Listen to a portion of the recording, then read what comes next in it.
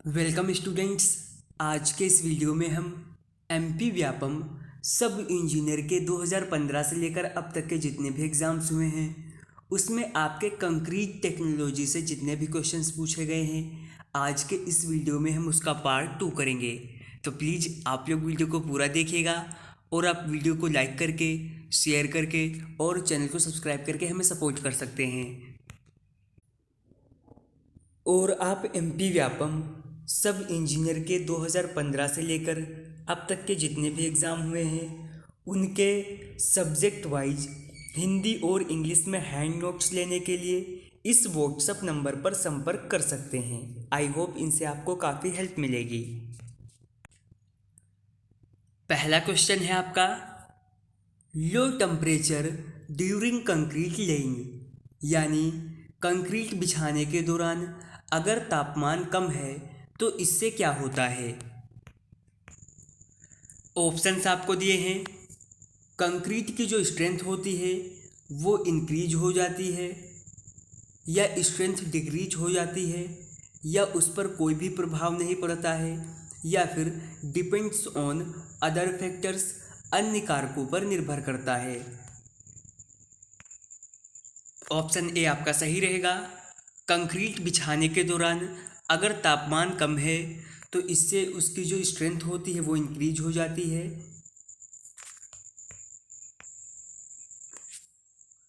Concrete work के लिए 15 degree Celsius से लेकर 37 डिग्री सेल्सियस का जो तापक्रम होता है वो सबसे अच्छा रहता है। ताजी कंक्रीट का तापक्रम 9.5 डिग्री सेल्सियस से कम तथा 30 डिग्री सेल्सियस से अधिक नहीं होना चाहिए। अतः कंक्रीट के लिए सबसे उपयुक्त तापक्रम 10 डिग्री सेल्सियस से लेकर 27 डिग्री सेल्सियस माना जाता है। क्वेश्चन नंबर 2 है आपका, the cement used for making concrete should possess the following value of setting time, यानी कंक्रीट बनाने के लिए प्रयुक्त होने वाले सीमेंट के जमाव काल में निम्नांकित विशेषताएं होनी चाहिए।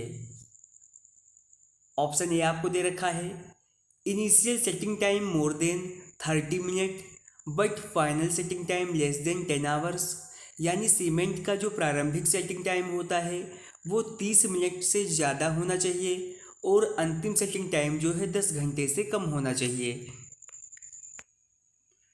इस पैराग्राफ में हम इसके साथ साथ कुछ क्वेश्चन और डिस्कस करेंगे।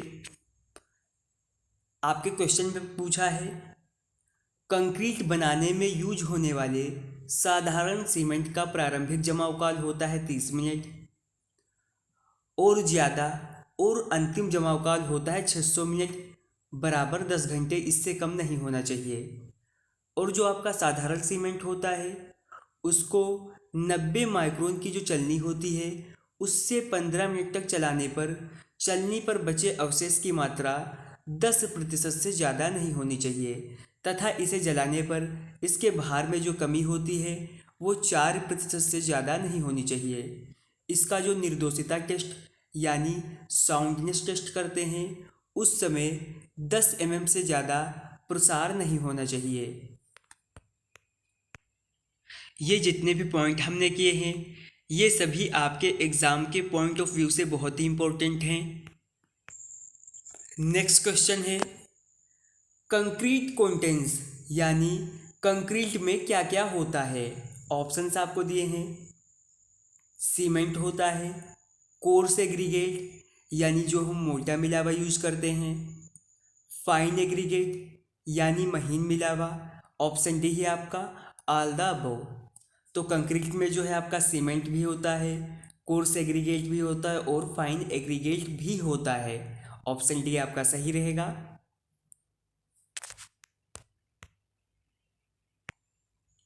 ये कंक्रीट टेक्नोलॉजी का मोस्ट इंपॉर्टेंट क्वेश्चन है। M10 grade of concrete approximates dash mix, यानी जो आपकी M10 ग्रेड की कंक्रीट होती है वो लगभग किसका मिक्सर होता है। यहाँ पर आपको एक टेबल दे रखी है, ग्रेड, मिक्स रेशियो और उसका यूज कहाँ पर होता है। तो सबसे हम पहले बात करेंगे जो आपकी M7.5 ग्रेड की कंक्रीट होती है, उसका रेशियो होता है 1:4:8 और इसका यूज करते हैं मास कंक्रीट और मशीन की नींव बनाने के लिए। आपकी जो M10 ग्रेड की कंक्रीट होती है उसका रेशियो होता है 1:3:6, इसका यूज करते हैं मास कंक्रीट, बांध, नींव की कंक्रीट, ब्लॉक, फर्श तथा सड़क का जो बेस तैयार करते हैं उसके लिए यूज करते हैं। फिर है आपकी M15 ग्रेड की कंक्रीट, इसका रेशियो है 1:2:4, इसका यूज जो है धरन स्लेब, कॉलम, टैंक, सड़क फर्श और पुतलिया इत्यादि के लिए करते हैं। फिर है आपकी M20 ग्रेड की कंक्रीट, ये क्वेश्चन जो है आपका रनिंग में चल रहा है, काफ़ी एग्जाम्स में पूछा जा चुका है कि, और इसका जो रेशियो है 1:1.5:3 और इसका यूज जो है पानी के टैंक, आपकी जो प्रतिधारक दीवारें यानी रिटेनिंग वॉल्स होती हैं और पुल इत्यादि के लिए किया जाता है। लास्ट पॉइंट है आपका जो आपकी M25 ग्रेड की कंक्रीट होती है उसका रेशियो है 1:1:2, इसका यूज करते हैं कॉलम में और जो आपके डॉट होती हैं हैवी बीम इत्यादि के लिए किया जाता है। ऑप्शन ए आपका सही रहेगा। ये भी आपके कंक्रीट टेक्नोलॉजी सब्जेक्ट का मोस्ट इंपॉर्टेंट क्वेश्चन है। The increase in volume of dry sand when water is added is called, यानी पानी मिलाने पर जो आपकी शुष्क रेत होती है उसके आयतन में जो वृद्धि होती है उसको क्या कहते हैं। हनी कम्बिंग कहते हैं,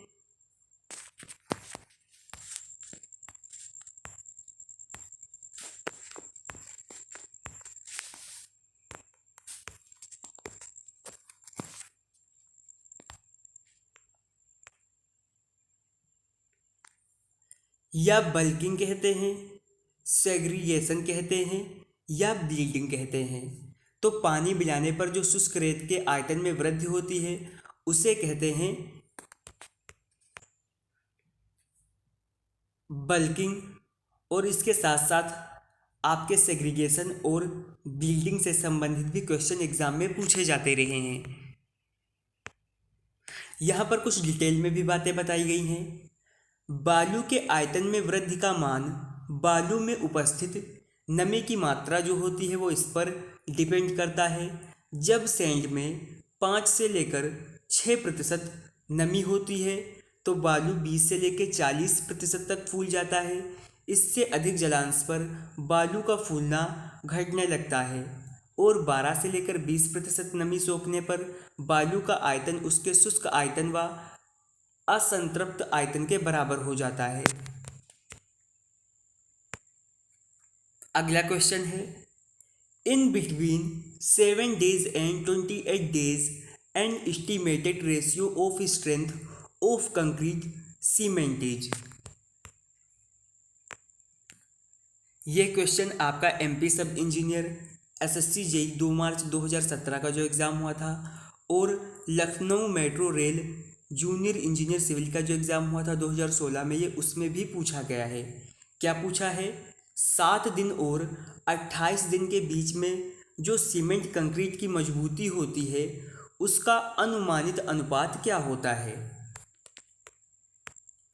यहाँ पर बताया गया है 7 दिन और 28 दिन के बीच में सीमेंट कंक्रीट की मजबूती का अनुमानित अनुपात जो होता है वो होता है 2/3 और साधारण टेम्परेचर पर 28 दिन में जलयोजन क्रिया यानी हाइड्रोजन प्रोसेस लगभग 90% पूरा हो जाता है। 7 दिन में 28 दिन की सामर्थ्य का लगभग 65% मान प्राप्त हो जाता है। तो आज के इस वीडियो में हमने एमपी व्यापम सब इंजीनियर के आपके 2015 से लेकर अब तक के जितने भी एग्ज़ाम्स हुए हैं उन एग्ज़ाम्स में कंक्रीट टेक्नोलॉजी से जितने भी क्वेश्चंस पूछे गए हैं आज के इस वीडियो में हमने उसका पार्ट 2 कंप्लीट कर लिया है। और ये क्वेश्चंस आपके और भी जो अदर्स एग्ज़ाम हैं उनके लिए भी बहुत ही इम्पोर्टेंट हैं। अगर आपको वीडियो पसंद आई हो तो लाइक करें, शेयर करें और चैनल पर नए हैं तो सब्सक्राइब करें। और इसके साथ साथ अब आप हमसे टेलीग्राम चैनल और व्हाट्सएप ग्रुप पर भी जुड़ सकते हैं।